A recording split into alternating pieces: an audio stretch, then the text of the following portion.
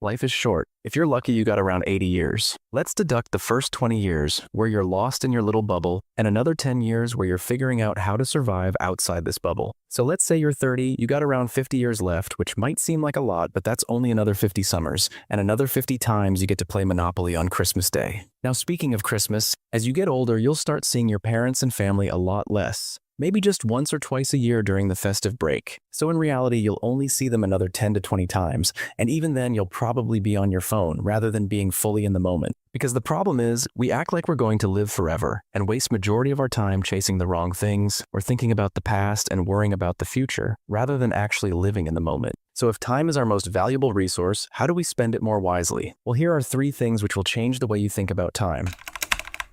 Imagine yourself on your deathbed, taking your last breath. In that moment, will you think, I wish I worked extra hard in my career and had the word senior or chief in my job title? I highly doubt it. Instead, you'll probably think, I wish I spent more time with my family and friends. But by then it'll be too late. The only people who will remember your long hours is your family, not your boss or coworkers. In fact, by then they probably won't even remember your name. So learn to prioritize your time. Don't waste it on things that won't matter at the end of your life. Being busy doesn't necessarily mean you're being productive.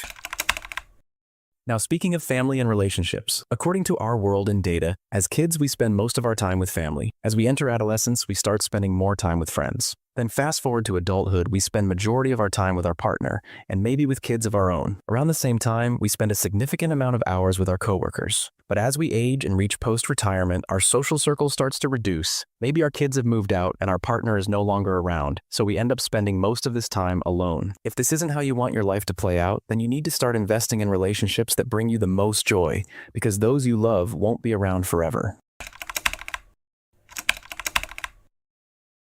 Now, spending your entire life chasing money just so you can buy a slightly bigger box is probably the easiest way to waste your life. However, if you use money wisely, it can provide the best leverage against time. For example, if something takes you 10 hours to complete, but someone can do it in half the time, or they're just better than you in that particular thing, then outsourcing these tasks would be a pretty good return on investment. Especially if your 10 hours are worth more than the cost of the service, either literally in monetary terms or in terms of peace of mind, knowing you've got an expert doing the job, rather than you taking shortcuts and hoping your house doesn't blow up at night. Similarly, when you start viewing time as a currency, you'll think twice before spending $50,000 on a flashy car, as in reality, you're not paying $50K. You're giving away 1 to 3 years of your life just to pay for a fancy logo. So maybe the old saying, time is money, wasn't so wrong after all. In short, your time here is limited. You can either waste it chasing the wrong things or invest in things which make life a bit more meaningful. Ultimately, if everything is a priority, nothing is a priority. So choose wisely.